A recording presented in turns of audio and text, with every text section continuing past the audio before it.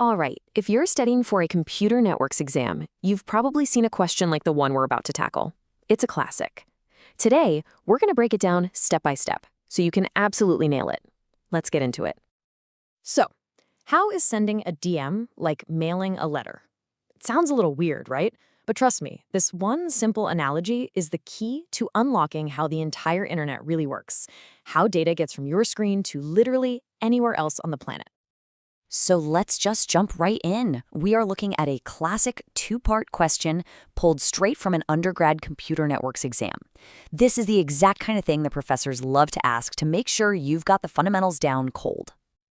And here it is. You can see it's got two parts. Part A is all about the big picture. It wants you to connect the internet to a postal service, an analogy. Then Part B zooms in and gets technical. It asks for the specific names of the data packets at each layer of the TCP/IP model. Let's solve this thing. Okay, don't let the formal language throw you off.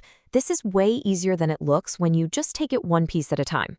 So we're going to start with Part A, building that postal service analogy from the ground up. So let's really make this connection to the postal service. This part is all about thinking conceptually. How do the pieces of the internet map onto a system we've all used our entire lives? It's actually super intuitive.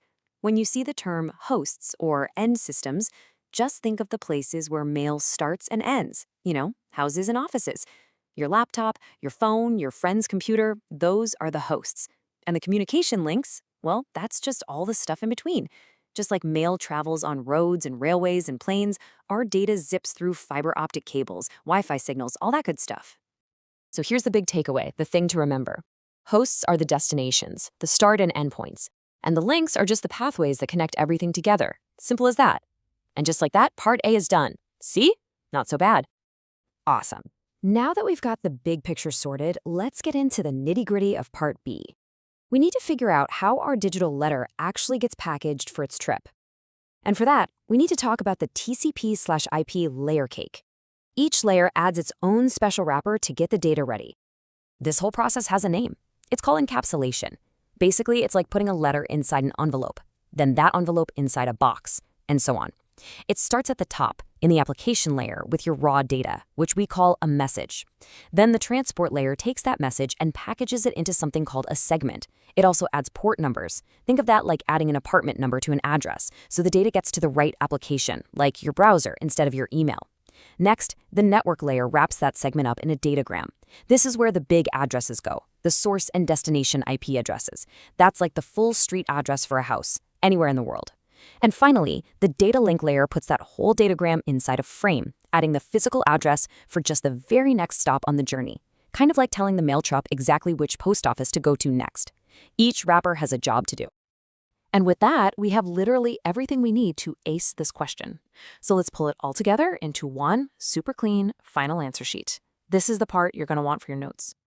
And boom, here it is, the complete solution all in one spot. For Part A, hosts are houses and offices, links are the roads and railways. For Part B, the packet names you need to know are message, segment, datagram, and frame. Go ahead, grab a screenshot of this. It's the perfect summary for when you're studying. Okay, so we figured out how to package our digital letter. We know what the internet's roads are, but that leaves one huge burning question, right?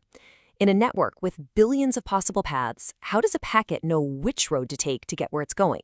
Well, that, my friends, is the absolute magic of routing, and it's the next incredible piece of this whole puzzle.